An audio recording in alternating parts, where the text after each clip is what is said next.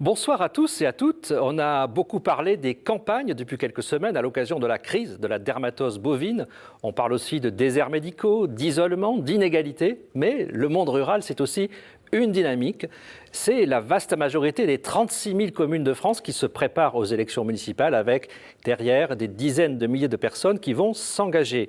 Alors, la ruralité est-elle vraiment en crise? La France rurale est-elle oubliée? Nous sommes en direct ce soir sur KTO pour en débattre avec nos trois invités.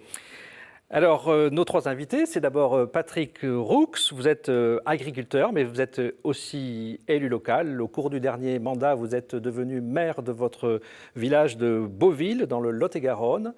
551 habitants, c'est ce que j'avais regardé sur Wikipédia, mais vous avez dit que maintenant, l'intelligence artificielle calculait les habitants des villages et vous êtes 561. Mais les Beauvillois se reproduisent plus vite que les comptages. Donc voilà, on a un solde naturel positif en 2025. C'est jamais arrivé depuis longtemps. Et ben voilà, on est donc déjà dans la dynamique du monde rural et au-delà des clichés. J'ai le plaisir d'accueillir aussi Stéphane Aurousseau.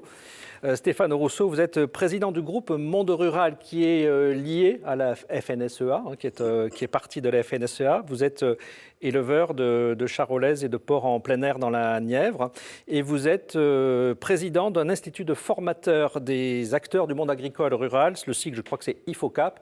Et ça intéressera certainement les auditeurs, les téléspectateurs sur KTO et KTO Radio. C'est un groupement de formation qui a été lancé par un catholique très engagé qui était, je crois, Michel de Baptiste à l'époque. Oui. En 1959. Voilà, donc c'est une vieille institution. Et enfin, Manon Rousselot-Paillet, vous êtes présidente du MRJC, Mouvement rural de la jeunesse chrétienne, qui regroupe des jeunes de quel âge? Entre 13 et 30 ans. Entre 13 et 30 ans. Et vous êtes, vous aussi, donc logiquement issu de ce monde rural. Vous êtes même issu du monde viticole. Oui, tout à fait. Mon papa est donc nouvellement à la retraite, mais était éleveur en Filière-Comté et vigneron. Alors, vous avez aussi une autre corde à votre arc. J'ai noté que vous écriviez dans le nouveau magazine chrétien qui s'appelle Le Cri et que vous aviez une rubrique qui s'appelle La rurale râle. Alors, j'ai beaucoup aimé évidemment l'allitération, même si à la télévision c'est un peu difficile à prononcer. Ça passe peut-être mieux à l'écrit. Alors, on est plein déjà aussi dans notre sujet. Pourquoi vous râlez chaque mois en plus, si j'ai bien compris? Tous les mois. Et encore, si c'était hebdomadaire, je pense que je pourrais aussi tenir le rythme. Oui, la rurale râle, déjà, c'est un clin d'œil à un vieux slogan du MRJC qui date de quelques années déjà.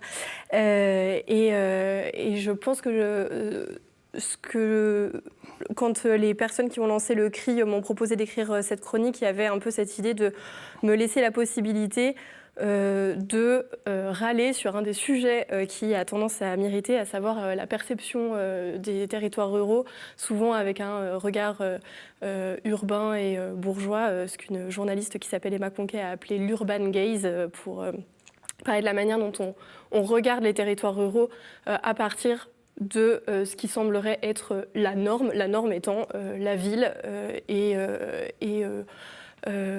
donc un certain fantasme des territoires ruraux, quoi. Alors, on est déjà complètement dans notre sujet. Ce regard des urbains, c'est un regard misérabiliste ou au contraire qui idéalise le monde rural?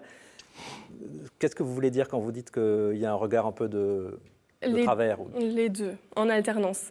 Alors, déjà, ça va dépendre des territoires. Il y a des appellations comme la diagonale du vide qui disent déjà tout ce qu'il y a besoin de comprendre sur comment on perçoit ces territoires.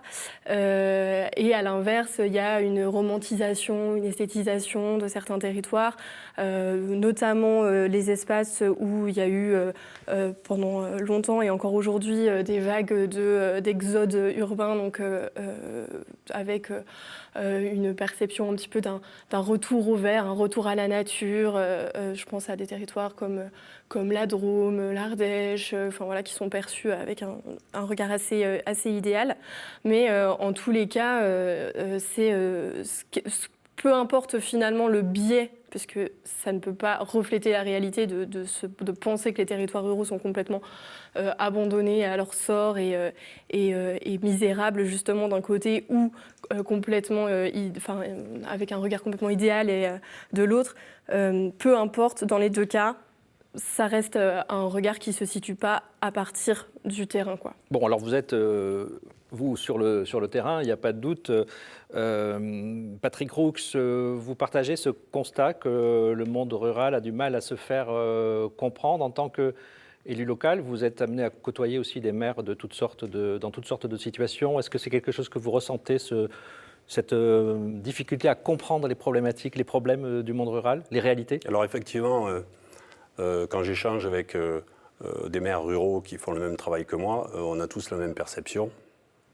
C'est des fois un petit peu plus compliqué quand on saute une strate au niveau des intercommunalités, surtout quand on rejoint des communautés d'agglomération qui ont des problématiques essentiellement urbaines pour l'essentiel de leur population et qui ne perçoivent pas toujours ce qui est nécessaire et indispensable pour les communes rurales qui sont environnantes. Donc je rejoins Manon quand elle parle du regard qui est porté de l'extérieur sur la ruralité. La ruralité, il y a ceux qui la rêvent et il y a ceux qui la vivent. Nous, on la vit au quotidien. Et pour reprendre son expression de diagonale du vide, moi, c'est quelque chose qui m'agace. Je ne cherche pas à savoir si on est géographiquement dedans ou pas. Le vide, pour moi, il est surtout dans le regard de ceux qui observent ce qui se passe à la campagne, parce qu'ils ne comprennent pas.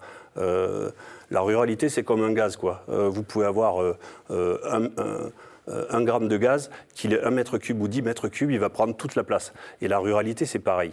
Elle est diffusée dans tout le territoire et elle nous renvoie, parce qu'on ne peut pas parler de ruralité sans parler d'abord d'agriculture, puisque elle nous renvoie à notre territoire ancré dans les pratiques agricoles et on a un lien quasiment ombilical à la terre. Et quand vous avez les vacanciers qui partent prendre l'air l'été, ils ne s'en vont pas dans un centre-ville. Ils s'en vont se ressourcer à la campagne. C'est donc qu'il y a quand même quelques ressources. Et ce vide, à mon sens, c'est celui qui permet peut-être, ce vide présupposé, c'est plutôt le fait d'être à l'aise et d'avoir la capacité à faire de temps en temps, nous, les habitants, un pas sur le côté et de regarder la réalité sous un autre angle et de prendre un peu plus de hauteur que l'image qu'on veut bien donner de nous. Alors pour l'instant, j'ai l'impression que finalement tout va bien. Il y a quand même des territoires qui perdent de la population, il y a des problèmes d'accès aux soins, enfin il y a quand même des difficultés. Est-ce que peut-être c'est parce qu'il y a plusieurs mondes ruraux en réalité ? Ça c'est évident. C'est sûr qu'il est difficile de parler de la ruralité d'une seule et unique façon. Les territoires sont très divers, la situation vécue est très diverse, et je dirais qu'elle a beaucoup évolué à travers le temps aussi. C'est-à-dire que, et vous-même, d'ailleurs, Stéphane Rousseau, vous venez de la diagonale du vide. La Nièvre, c'est... Oui, alors franchement, je pense que ça, enfin, je suis d'accord avec Patrick, c'est un sujet, c'est une image qu'on nous projette, mais quand on vit dans ces territoires-là, on n'a pas non plus tellement l'impression d'être aussi déshérité que ça, quoi. Enfin, alors, ça ne veut pas dire qu'il n'y a pas des problèmes à régler. Évidemment, et je pense que l'intérêt aussi, nous, le groupe Monde Rural a été créé en 91, et on voit bien, on a un peu cette profondeur historique aussi sur la manière dont on regarde les territoires ruraux. Réexpliquez-nous ce que c'est que le groupe Monde Rural pour qu'on vous suive. Le groupe Monde Rural est une association en fait qui a été créée en 91 à l'initiative de Raymond Lacombe. Raymond Lacombe qui a été président de la jeunesse agricole chrétienne en 56 et 57, et qui à l'époque était président de la FNSEA et qui a souhaité fédérer autour de la FNSEA un certain nombre d'acteurs divers et variés, mais qui avaient pour trait commun d'avoir des enjeux, enfin de devoir participer au développement rural et de finalement mal vivre cet isolement dans lequel on plaçait les ruraux à l'époque, parce que dans le contexte des années 90, on était quand même encore dans une approche où finalement seule la ville comptait, seule l'urbanisation, seule la métropolisation paraissait être une perspective moderne pour la France. Et le groupe Monde Rural a été créé sur cette base-là. Nous sommes aujourd'hui, nous fédérons une trentaine d'organisations, alors certes agricoles, mais aussi des acteurs de l'amont et de l'aval de l'agriculture, l'agriculture, mais aussi de l'enseignement, des représentants des maires ruraux, des consommateurs. Enfin, vous avez une vue assez panoramique, finalement. Assez panoramique. Et, donc, et ce que je voulais vous dire par rapport à ça, c'est qu'il y a une diversité des ruralités, évidemment, selon que l'on soit plus ou moins proche, d'ailleurs, d'un centre urbain, parce que c'est pas pareil d'être dans une commune rurale qui est dans une périphérie d'un grand centre et d'être dans une commune rurale très, très isolée, très éloignée. L'accès aux services, l'accès aux loisirs, enfin, l'accès à un certain nombre de choses est différent. Mais au fil du temps, malgré tout, on peut quand même noter que des progrès ont été effectués. On ne considère plus aujourd'hui les territoires ruraux et les ruraux comme les derniers des derniers, comme ça pouvait être. Il n'y avait pas d'avenir en 90, tout disparaissait. Je pense que peu à peu, des choses se sont mises en place. Les ruraux se sont relevés les manches. Le Covid est passé par là. Il est indéniable que depuis le Covid, la société française a jeté un regard différent sur ces territoires. Tout l'enjeu qui est le nôtre aujourd'hui, c'est que ce regard qui est porté sur la ruralité ne soit pas seulement un regard au travers duquel on considère nos territoires comme des espaces de loisirs, comme des réserves naturelles qu'il faudrait préserver. Il y a dans les territoires ruraux, il y a eu des gens qui sont venus des villes s'installer, pas seulement pour des loisirs, mais vivre réellement pas tant que ça. Avec vous. Pas tant que ça. C'est-à-dire que notre sujet aujourd'hui, c'est quand même de pouvoir... je pense qu'on regarde avec beaucoup plus de bienveillance qu'à une époque, effectivement, nos communes, nos territoires, et que certains aspirent à venir s'y installer. Ce qui nous manque, c'est des jeunes, en particulier, qui aspirent à y venir y travailler, ou nos jeunes à nous, pour qu'ils y restent. C'est-à-dire que nos territoires manquent encore, et c'est un peu le prisme de l'action du groupement rural. Il faut développer cette dimension, rappeler que ces territoires ont aussi une dimension économique.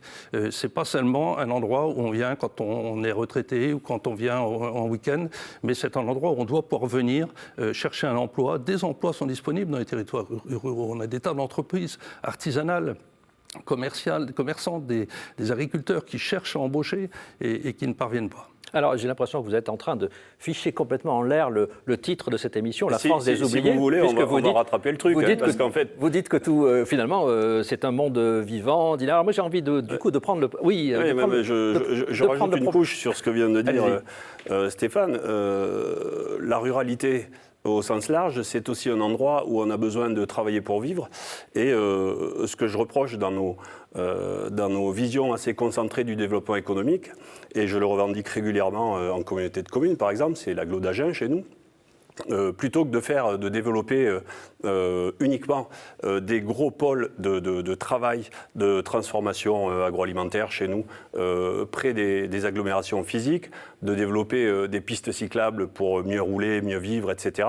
Je milite pour qu'on dégage une partie de ces finances pour aider à développer les zones rurales sur des zones artisanales, parce qu'il y a plein de choses qu'on peut faire à la campagne sans avoir besoin d'une autoroute ou de grosses infrastructures, pour qu'on puisse avoir des zones commerciales ou simplement des commerces, parce qu'en fait, si les gens ont le commerce alimentaire de première nécessité et l'entreprise à côté de chez eux, ils n'ont pas besoin de prendre la voiture et faire 30 bornes aller et retour pour aller sur leurs besoins de tous les jours. Ensuite... ce qu'on vous a dit tout à l'heure, je pense tous, c'est que la ruralité, on l'aime, sinon on ne serait pas là. Mais il n'y a pas que des choses qui vont bien. On est bien loin de nos objectifs, évidemment. Vous me rassurez. Les services disparaissent. Nous, ça fait 12 ans que sur la commune, on s'enquille de payer l'agence postale communale parce que la poste a fermé. Là, on vient de racheter un bâtiment qui appartenait au Crédit Agricole pour sauver le distributeur de billets, parce que sinon, ce service essentiel allait fermer. C'est juste en face de la mairie, j'ai vu la photo. C'est juste en face de la mairie, vous avez bien regardé, 80 000 € qu'il faut rentabiliser après, parce que l'argent, on ne le fabrique pas. En 2020, on a perdu la même année le médecin, le boulanger et le restaurant, qui étaient là depuis 60 ans. Donc c'est quoi notre travail ? Réussir à recréer une synergie, aller chercher des financements, motiver les gens. On a repris le bâtiment du restaurant. On a recréé un restaurant qui est actif depuis le mois de mai. On a créé une salle associative de type tiers-lieu. On a créé 3 logements sociaux au-dessus. On remonte une boulangerie dans le Crédit Agricole qu'on vient de racheter.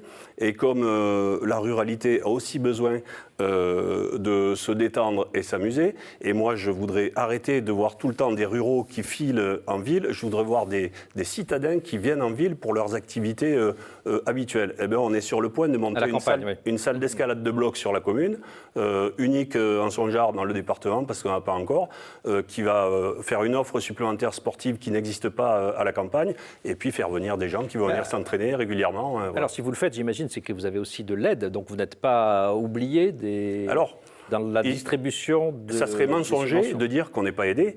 On a des financements si tant est qu'on ait des projets qui se tiennent et qu'on arrive à les motiver. Je pense que là, le robinet va serrer fortement dans les années à venir. C'est pour ça qu'on a fait pendant ce mandat tout ce qu'on pouvait faire ou déjà engagé.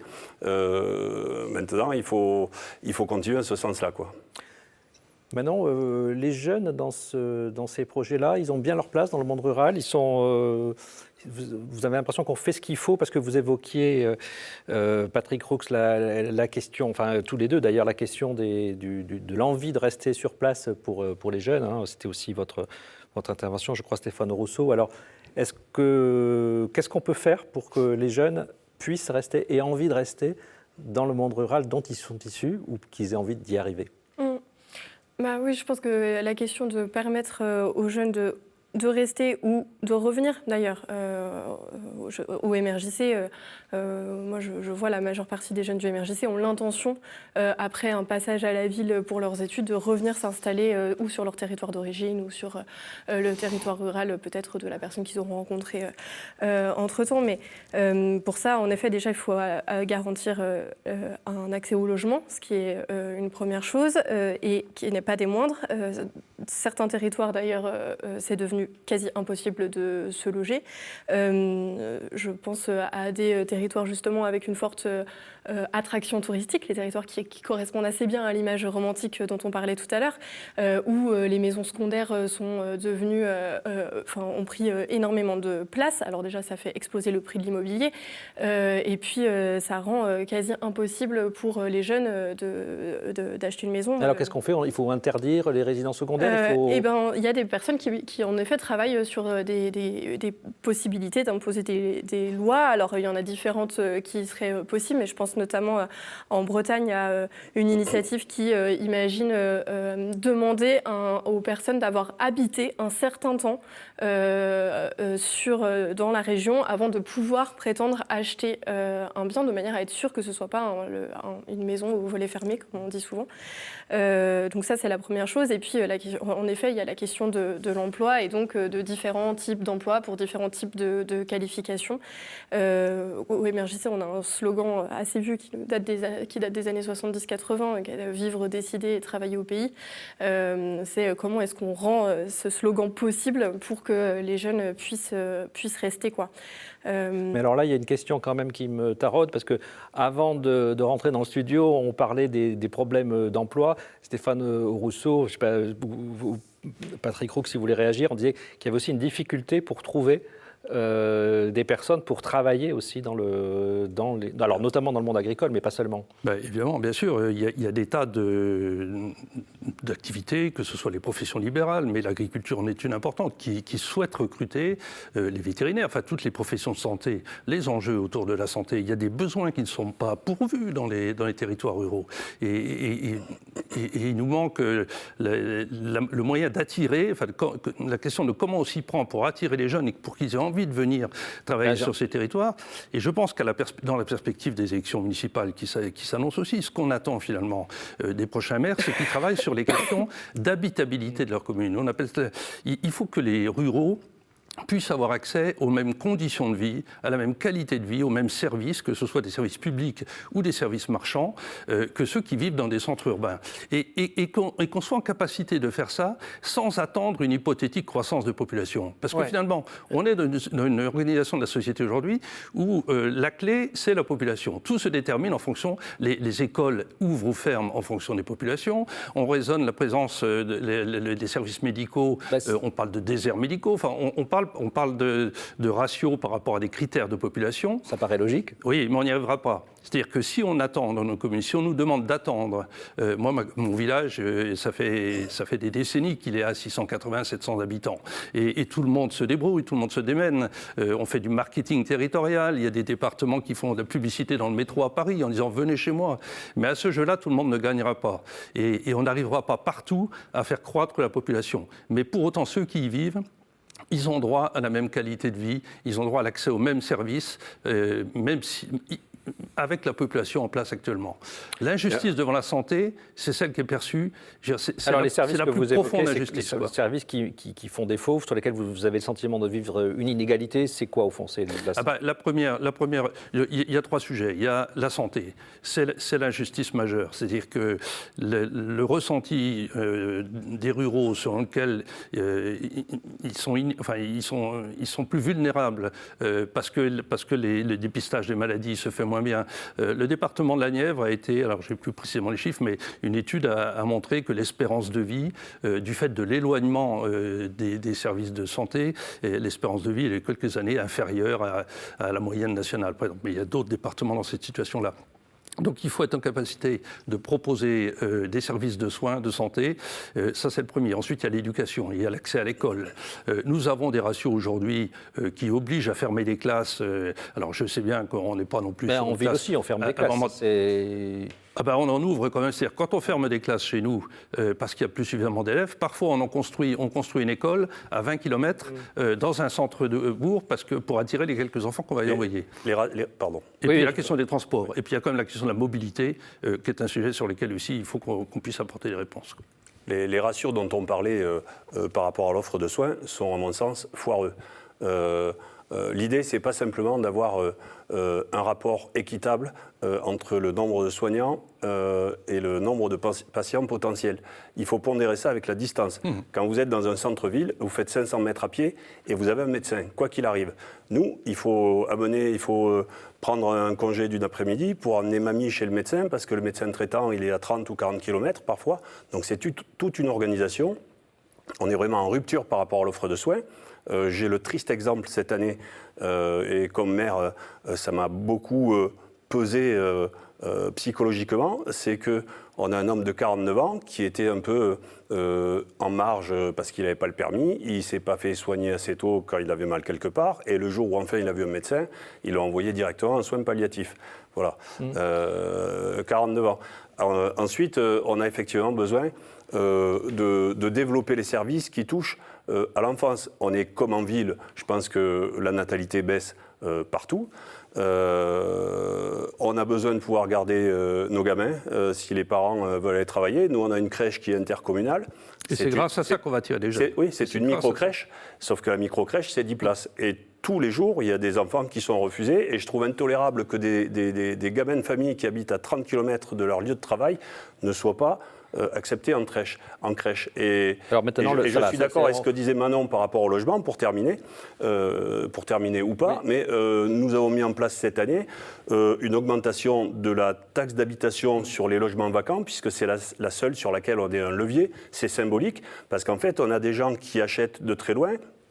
Il suffit d'avoir un agent immobilier qui a une liste d'adresses comme le nom, et vous avez quelqu'un plein d'argent qui habite à l'autre bout de la planète, qui achète une maison, qui vient y habiter 8 jours par an, et vous perdez du foncier pour les populations locales. Voilà. Alors, j'entends tout ça, mais alors j'ai envie, c'est une catastrophe pour une émission de débat, vous êtes tous d'accord, c'est très intéressant, c'est très sympathique, c'est bien, c'est rassurant, parce qu'on est dans une société dans laquelle on passe son temps à se jeter un beefsteak au milieu, on verra qui a le plus. On est très divisés, on se plaint beaucoup de ça, donc je suis ravi. On parlera d'agriculture dans un instant, donc peut-être que ça sera plus... Mais alors, il y a quand même une chose qui me travaille en vous écoutant tous les trois.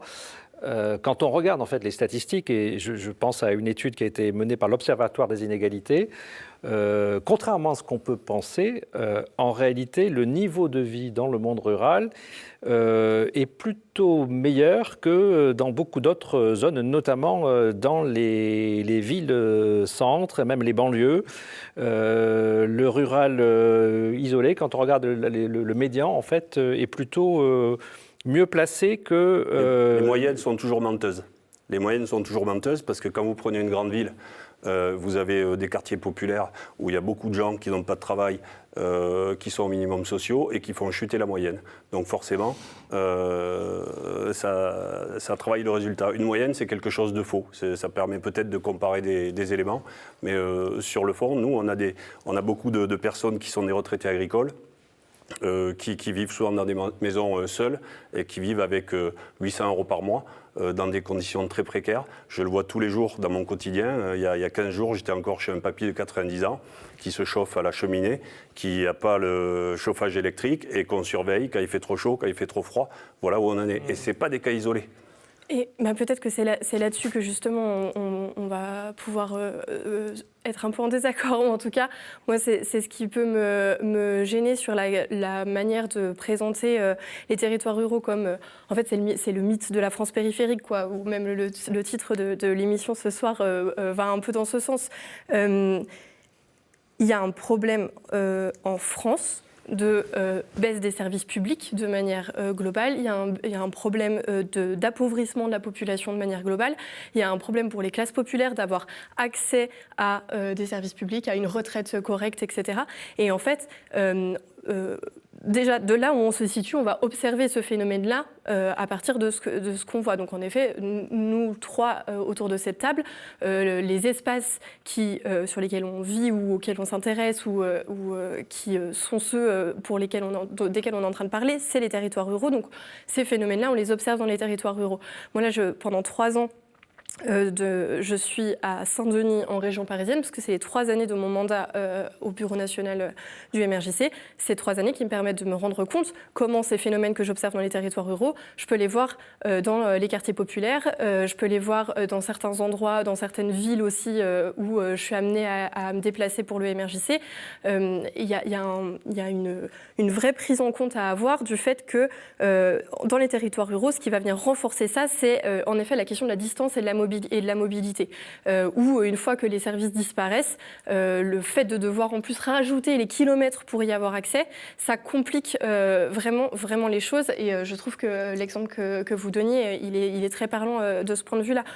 Mais moi, je repense je crois que c'était l'année dernière, quand il y avait eu un projet de loi qui était de forcer potentiellement les médecins à venir dans les territoires ruraux. Bon, je ne pense pas que la solution en elle-même était très intéressante, mais l'espèce de tollé qu'il y a eu de dire mais vous n'allez pas nous envoyer là-bas, j'avais l'impression qu'on proposait aux gens de partir au bagne en fait, mais les gens dans les territoires ruraux représentent une diversité de personnes au même titre que dans le reste de la France, avec différentes classes sociales, mais en tout cas les gens ont besoin d'être soignés et d'être traités avec dignité au même titre que dans plein d'autres espaces, quoi. Ça c'est vrai, mais les deux choses ne sont pas comparables. On ne peut pas parler de la déprise de services publics en ville et dans les territoires ruraux de la même manière. Vous savez très bien ce que fait la politique de la ville depuis des décennies. Il y a des moyens qui sont mis. La différence, c'est que nous, dans nos campagnes, quand il nous manque une poste ou un service, personne n'a jamais foutu le feu à une salle de classe ou cassé un abribus. Les gens sont ancrés sur place et ils n'ont rien fait pour que ça change, quoi. Voilà. Alors que dans les villes, vous avez eu une ghettoisation qui s'est passée avec des quartiers où la police n'ose même pas aller. Donc quel autre service public va y aller quand la police n'est même pas capable d'y mettre les pieds? C'est ça la question qu'il faut se poser aussi. Pourquoi ces territoires sont comme ça? Mais en ville, on a mis beaucoup d'argent, les quartiers prioritaires. Oui, bien sûr. Donc est-ce que c'est juste une question de moyens? Je le sais comme maire, puisque l'agglomération d'Agen a contribué à la construction d'une école dans la ville d'Agen, parce que c'est une compétence communautaire, quartier prioritaire de la ville. Voilà. Donc, on met de l'argent, y compris localement, dans la politique de la ville. Ce n'est pas qu'une question d'argent, évidemment. Je suis d'accord, on peut partir sur des débats qui sont plus larges, ce n'est pas le lieu, mais on ne peut pas comparer les deux situations.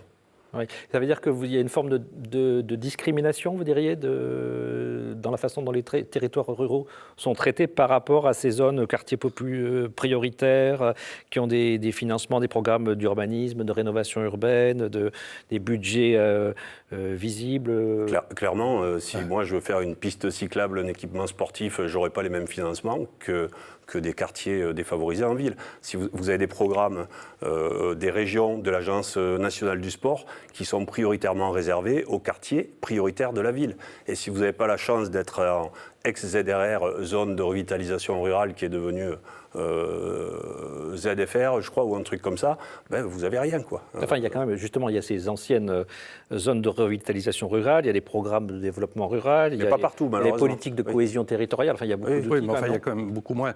On est quand même dans un pays où, et les choses se sont déformées avec le temps, les décisions se prennent par des élus urbains. Nous avons perdu des députés au fil du temps. La loi NOTRe est passée par là. À partir du moment où on organise la représentation des territoires... La loi NOTRe, qu'est-ce qu'elle a fait la loi NOTRe a réduit le nombre de parlementaires, ouais. C'est-à-dire qu'elle a réduit chez nous le nombre de sénateurs et le nombre de députés, a imposé des communautés de communes pour atteindre des seuils de 15-20 000 habitants, alors que ça ne correspondait pas nécessairement à de vrais bassins de vie. Et donc la représentation des territoires ruraux, à partir du moment où la clé de représentation, c'est la densité de population, vous avez moins d'habitants, donc vous pèserez moins dans les décisions, et qu'on a continué ce mouvement de métropolisation malgré tout. Aujourd'hui, la représentation nationale, que ce soit au Parlement, alors évidemment moins au Sénat, parce que le Sénat reste, mais malgré tout, on a quand même perdu un sénateur dans notre département au fil du temps. Donc ces décisions, et nos élus ruraux, finalement, sont en permanence obligés de se battre pour que les crédits, la dernière loi de finances, le dernier projet de loi de finances, il y a eu une attaque contre la DETR. C'est-à-dire que l'Assemblée nationale... On va éviter les sigles, vous allez nous dire... La DETR, c'est la dotation d'équipement des territoires ruraux. Il y a un certain nombre de dotations. Il y a aussi une dotation pour les communes qui ont des routes à entretenir et qui dépend du kilomètre de route. Enfin, tout ça est en permanence remis en question. Et ça l'était dans la loi de finances, parce que finalement, c'est une bagarre permanente entre l'allocation des crédits pour les villes et pour les campagnes. Vous savez, Napoléon disait « Je crains plus une grippe à Paris qu'une épidémie en province ». Les villes on craint évidemment l'ébullition. Enfin, on craint... Manon Roche-Le-Paillet, vous êtes d'accord avec ça? Parce que vous disiez que vous aviez finalement ce double point d'observation à travers votre expérience de la région dont vous venez, le Jura, et puis aujourd'hui la Seine-Saint-Denis. La Seine-Saint-Denis, oui. Mais en fait, je pense que on n'a pas si là on devait se réunir tous les trois sur un territoire rural où on aurait envie de le faire vivre, de faire en sorte que les associations vivent, que les services publics vivent, etc., on n'aurait aucun problème, je pense, à s'entendre sur plein de choses. Déjà, on commencerait par un barbecue, on se disputerait un petit peu, puis ensuite ça irait. Mais la question, en fait, pour comprendre, là, ce qui est la trame de fond de la discussion qu'on est en train d'avoir, en fait, c'est la question de est-ce qu'on prend une analyse à partir d'un spectre de fracture territoriale ou est-ce qu'on prend une analyse à partir d'un spectre de fracture sociale. Et c'est pas ou tout l'un ou tout l'autre, parce que véritablement, les territoires ruraux ont des particularités et il faut les prendre en compte dans la manière dont on traite ça dans les politiques publiques. Mais en revanche, quand on mélange ville et quartier populaire, déjà, en fait, c'est pas la même chose, mais surtout, ce qui, moi, me semble important à dire, c'est qu'en fait, oui, on a perdu, en effet, des élus ruraux, mais moi, ce qui m'intéresse beaucoup, c'est de regarder de quelle catégorie socio-professionnelle viennent les élus qui sont à l'Assemblée nationale, par exemple. Et ça, il y a un rapport qui est sorti en septembre d'un collectif qui s'appelle Démocratiser la politique, qui a travaillé sur cette question. Et en fait, les catégories supérieures sont surreprésentées dans les mandats parlementaires. Et quand on arrive à des niveaux européens, c'est encore pire. Et donc, la question, c'est en effet des personnes qui ont principalement comme expérience le fait de vivre dans des milieux privilégiés, dans des centres-villes de métropole. Ça ne va pas servir en effet l'intérêt des classes populaires dans les territoires ruraux, mais ça ne va pas plus servir l'intérêt des personnes dans les quartiers populaires. Et moi, j'ai juste envie qu'on se pose la question de quelles sont les choses qu'on a en commun et sur lesquelles on a envie que les choses bougent, parce que finalement, on a peut-être eu l'impression que les quartiers populaires, c'était la grande mode, etc. Mais là, ça fait quelques années, notamment depuis les Gilets jaunes et même avant, en fait, depuis la sortie du livre La France périphérique et autres, que les territoires ruraux, c'est très à la mode dans le discours. On entend ça de tous les côtés. On voit tous les politiques se revendiquer du rural. On a l'impression que c'est une espèce de totem d'immunité qui voudrait dire qu'on connaît le terrain et on connaît la vraie vie. Bon, en fait, ça dépend déjà de quel milieu on vient en rural, mais surtout, la traduction dans les politiques publiques de cette espèce de grande mode des territoires ruraux, moi, je ne la vois pas pour le moment, quoi. En même temps, avec 6 agriculteurs, je crois, parmi les parlementaires, c'est déjà beaucoup par rapport à... 6 agriculteurs parmi les parlementaires, c'est vrai? Parmi ça les députés. Ouais.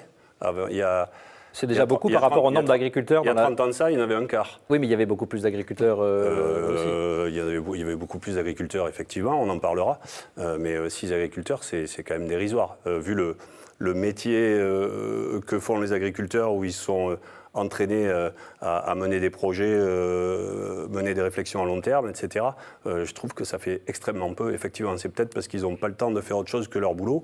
Et le malheur, c'est qu'on assiste à une politisation des parlementaires qui finissent par être complètement déconnectés du réel, parce que les gens font de la politique, parce que la politique suffit à leur activité, et on a des gens qui n'ont plus les pieds dans les bottes, quoi. Vous regrettez l'époque où il y avait des députés maires qui étaient ancrés dans leur territoire. Oui, pour moi, ça a été une erreur d'empêcher le cumul. J'aimerais aussi qu'on parle un petit peu de la place des chrétiens dans ces dynamiques des territoires ruraux. On dit que la France rurale se déchristianise rapidement. Je ne sais pas si c'est ce que vous percevez aussi. Et en même temps, il y a, alors dans les mouvements agricoles, vous en avez parlé tout à l'heure à travers l'histoire de Michel de Baptiste, il y a beaucoup de chrétiens qui ont joué un rôle historiquement très important. Quel rôle peuvent jouer les chrétiens dans la lutte contre les inégalités, dans les problématiques que vous avez évoquées jusqu'à présent? Manon Rousselot-Payet, vous êtes toute qualifiée pour commencer en tant que présidente du MRJC. Je ne sais pas, parce que je dis souvent que quand on me pose ce genre de questions que je suis toujours un petit peu gênée avec le fait qu'il faille se demander en tant que chrétien quel est mon rôle sur tel ou tel sujet de société. Pourquoi ? Comme si on ne faisait pas juste partie de la société au même titre que d'autres personnes. Mais pour autant, moi je pense que ma vraie préoccupation pour les territoires ruraux à l'heure actuelle, c'est comment est-ce qu'on recrée un sens de la communauté. Comment on fait en sorte de défaire un petit peu ce que des décennies de rapport à la maison individuelle, la télévision, où on est un peu replié sur la sphère familiale, comment on n'oublie pas de faire ensemble avec nos voisins et nos voisines. Et ça, il y a plein de personnes, les maires, les conseillers municipaux, les associations qui portent ces choses-là. Et moi, j'ai grandi dans un catholicisme d'action catholique où le prêtre de ma paroisse, c'était aussi l'entraîneur de l'équipe de foot du village. Et en fait, je pense qu'il y a une... En tout cas, pour moi, j'attends d'un prêtre pour commencer, et parce que je sais qu'en fait, les personnes souvent qui sont très actives dans les paroisses, c'est aussi des personnes qui sont très actives au foyer rural, c'est aussi des personnes qui sont très actives. En fait, on a plein de casquettes d'engagement en rural dans plein d'espaces, mais notamment de comment est-ce que le prêtre, c'est pas la personne qu'on voit seulement le dimanche, ou comment est-ce qu'il n'y a pas cette espèce de statut à part, mais bien quelqu'un qui participe à faire vivre la communauté locale. Mais moi, je ne vous questionnais pas spécialement sur les prêtres, mais plutôt sur la place des chrétiens dans le monde. Je rebondis sur ce que disait Manon. En fait, c'est, à mon sens, la non-famille qui crée l'isolement.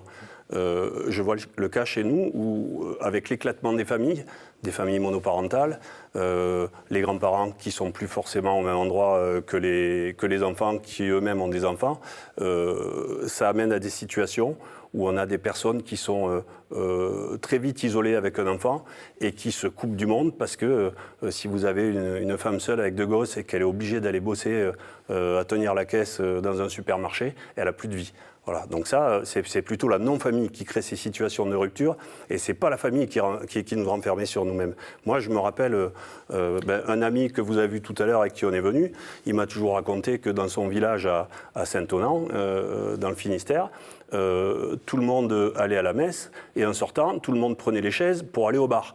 Et bien on essaye de remettre ça en place dans notre paroisse. Quand on sort de la messe à Beauville, on va chez le Bistrouquette et on est 8, 10, 12, et puis on refait un peu le monde, on discute et on se voit d'une manière différente.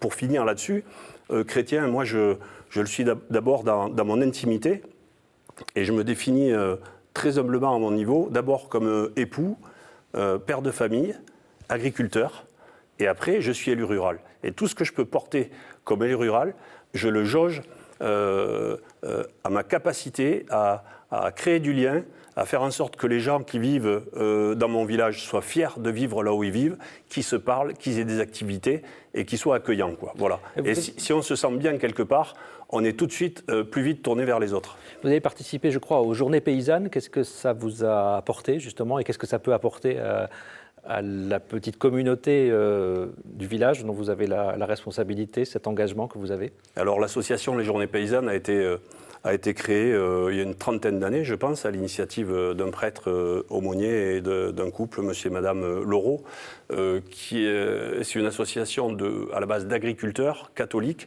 qui mettent en lien le côté technique, le côté philosophique et le côté spirituel du métier, pour qu'on retrouve le sens et le lien à la terre. Et c'est extrêmement important. Moi, chaque fois qu'on y va avec mon épouse, on revient gonflé, parce qu'on sent, on voit, on mesure par les interventions qui sont faites à quel point on est relié à la terre. On est relié à notre terroir, on est relié à notre histoire. Et ça vous donne une force pour vous ouvrir sur les autres, à tel point qu'il y a 3 ans, on est revenu de là en se disant... ce qu'on a entendu, c'est vrai, on en parlera peut-être après, mais comment on fait pour nourrir notre village? Donc on a créé une production qui n'existait pas chez nous pour avoir une autonomie alimentaire. On ne gagne pas un rond dessus pour le moment, mais ce n'était pas l'objectif, c'était sur le principe. Donc on cultive de l'épeautre ancien, on a monté un moulin en autonomie sur du photovoltaïque, on peut le stocker en bio pour X raisons, on n'a pas besoin de mettre d'insecticides et autres, et on crée une chaîne vertueuse, si vous voulez. Voilà. Stéphane Rousseau, en préparant l'émission, vous me disiez que vous aviez constaté quand même la quasi-disparition des chrétiens dans le monde rural. Là, on vient d'évoquer une vitalité, mais ce n'est pas exactement l'expérience que vous avez. Quasi-disparition, le terme est peut-être un peu exagéré. En tout cas, il est très différent selon les régions. Et vous le regrettez, selon les régions. Bon, le fait est que les églises se sont quand même au fil du temps vidées, qu'on n'a plus les prêtres, enfin qu'on n'a plus non plus le maillage de prêtres dans nos territoires. Alors, qu'est-ce qui a précédé qui de la poule et de l'œuf? Est-ce que c'est parce que les prêtres sont partis Mais enfin, le fait est que ça se voit plus probablement à la campagne et que ça crée un vide qui n'est pas remplacé. Parce que Patrick l'a dit, l'église c'était aussi un lieu de rencontre, un lieu de sociabilisation. Quand les gens se retrouvaient à l'église le dimanche, à la messe de minuit, enfin différents, on se rencontrait, on se crée des liens. Ça participait des rituels de la vie.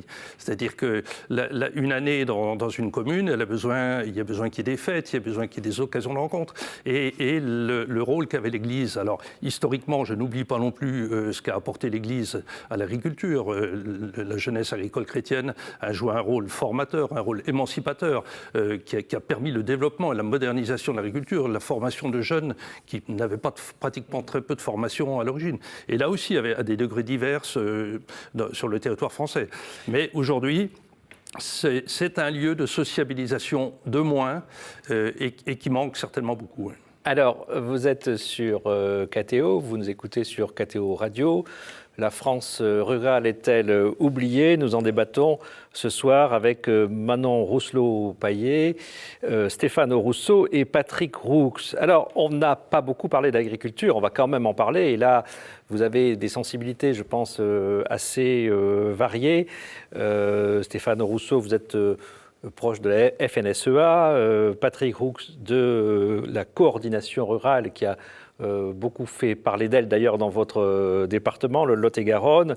Et Manon Rousselot-Paillet, vous n'êtes pas agricultrice, mais vous avez certainement un autre point de vue. Alors, le monde agricole est-il oublié ou au contraire, on a l'impression de voir que lui, on l'a vu beaucoup ces derniers temps, y compris d'ailleurs dans des actions parfois un petit peu violentes ou désespérées selon les cas. Voilà, comment vous voyez les choses, Patrick Roux? Vous vous sentez oublié en tant qu'agriculteur? Vous êtes éleveur? Éleveur, on fait de la transformation de notre lait. Le problème, c'est qu'on est oublié en tant que sur notre fonction essentielle qui est d'être nourricier. La vocation première de l'agriculture, à mon sens, c'est de nourrir, que les agriculteurs puissent nourrir leur population. Et dans nos études, on a été tous bassinés par la vocation exportatrice de l'Union européenne, comme quoi il fallait d'abord produire pour faire du commerce et puis faire travailler le business. Je pense que c'est une des tares fondamentales du fonctionnement de la PAC actuelle, puisque si on schématise, Qu'est-ce que c'est la PAC?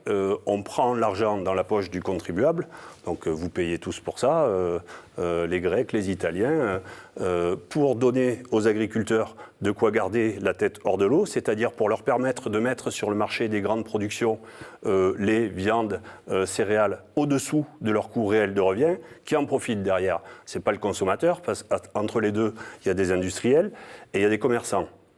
En fait, c'est toutes les multinationales de l'agroalimentaire qui font du business et qui achètent de la matière première à pas cher. Donc le résumé de la PAC actuelle, c'est prendre dans la poche du contribuable pour mettre dans celle de l'actionnaire. Voilà. Et je me rappelle encore de Raymond Lacombe, à mon sens le dernier président de la FNSEA qui avait un sens paysan aigu, qui râlait après les multinationales. À l'époque, ça me faisait rigoler, il avait raison. Voilà. Vous partagez sans doute cette vision, j'imagine. Je partage et je pense que je mettrais en plus des multinationales un certain modèle agricole, des énormes coopératives. Enfin voilà, mais en tout cas, pour moi, il y a quelque chose qui se joue sur la question de la perception du monde agricole qui est similaire à ce qu'on disait en début d'émission sur la question de la perception des territoires ruraux. Il y a différents type d'agriculture et là ce que je trouve assez intéressant avec ce qui est en train de se passer à l'heure actuelle, c'est que on a des syndicats qui ont des différents politiques forts mais qui trouvent des terrains d'entente parce que touchés par les mêmes choses. Donc c'est notamment ce qui s'est passé avec la gestion sanitaire de la DNC, de la dermatose nodulaire contagieuse, ou ce qui se joue sur le refus de l'accord avec le Mercosur, qui est passé néanmoins, et notamment aussi parce que la France n'a pas vraiment joué son rôle au niveau européen. Et en fait, je pense que cette espèce de recomposition un petit peu, elle est assez riche, en tout cas, dans ce que ça permet à la fois de comprendre avec finesse comme les modèles agricoles différents qui s'affrontent, et en même temps ce qu'il est possible de faire ensemble pour essayer de faire bouger les lignes justement d'un modèle qui persiste depuis un certain nombre d'années. Et on a beaucoup parlé depuis tout à l'heure de la désertion des territoires ruraux et de la baisse du nombre d'agriculteurs. Mais la question de la modernisation et intensive de l'agriculture, c'est aussi ce qui a conduit à l'exode rural et aux conséquences qu'on connaît aujourd'hui. Stéphane Rousseau, tout ça, c'est quand même une pierre dans le jardin de la FNSEA qui a beaucoup poussé à cette mondialisation, à une agriculture peut-être plus capitalistique. Enfin, d'abord, la FNSEA, au fil du temps, elle s'adapte aussi au contexte général et finalement, la FNSEA, elle répond aussi aux attentes des agriculteurs. Ce n'est pas pour rien que, jusqu'à présent, la FNSEA a été reconnue par les agriculteurs comme étant le premier syndicat en capacité de les défendre. Bon, les dernières élections ont été plus difficiles. Les choses évoluent, mais à un moment donné, on est à l'écoute. Le mode de fonctionnement, c'est de regarder aussi ce qu'attendent les agriculteurs. J'entends ce que vous dites sur le fait que la modernisation, probablement, a désertifié une partie des campagnes, mais en même temps, tout le monde aspire à améliorer ses conditions de travail, à réduire sa pénibilité, et qui pourrait dire aujourd'hui qu'il faut revenir en arrière sur la mécanisation, et compte tenu des contraintes, parce que tout ça, c'est bien beau de dire qu'il faudrait plus de main-d'œuvre, plus de travailleurs dans les campagnes, mais on les a déjà pas, ceux dont on aurait besoin aujourd'hui, et probablement qu'il faudra y répondre par un surcroît encore de mécanisation pour compenser la main-d'œuvre dans un pays vieillissant, dans un pays aussi où le renouvellement de la population ne va pas se faire aussi bien qu'il s'est fait. En tout cas, sur la question de la santé de l'agriculture et du lien avec la dynamique rurale, bon, d'abord, il y a des différences là aussi sur le territoire. Toutes les productions et toutes les régions ne traversent pas le même niveau de difficulté, mais quand ça va mal pour l'agriculture, ça impacte lourdement, effectivement, quand l'agriculture s'enrhume, c'est toute la ruralité qui éternue. Ça c'est un fait. Mais j'ai perdu le... Mais alors, je profite pour vous dire, quand même, il y a aujourd'hui une certaine politisation de ce syndicalisme agricole, coordination rurale réputée, en tout cas proche du Rassemblement national. En tout cas, le trait commun. C'est l'engagement syndical, il est syndical. Il est sur des valeurs liées au terrain, il n'est pas politique. alors je vais peut-être pas être tendre, mais c'est quand même une réaction à ce qui s'est passé depuis des décennies dans ce qu'on appelle la cogestion que vous revendiquez entre la FNSEA et les pouvoirs publics, la cogestion qui vire à la complicité. On l'a vu l'autre jour, quand c'est la Confédération paysanne ou la coordination rurale qui vont à Paris manifester, toutes les manifs sont interdites et les gars finissent en garde à vue. Arnaud Rousseau, le président de la FNSEA, a dit « c'est pas 3 tracteurs devant l'Assemblée nationale qui vont changer quelque chose ». Et puis 4 jours après, il fait la même chose, mais là, il est escorté par les gendarmes.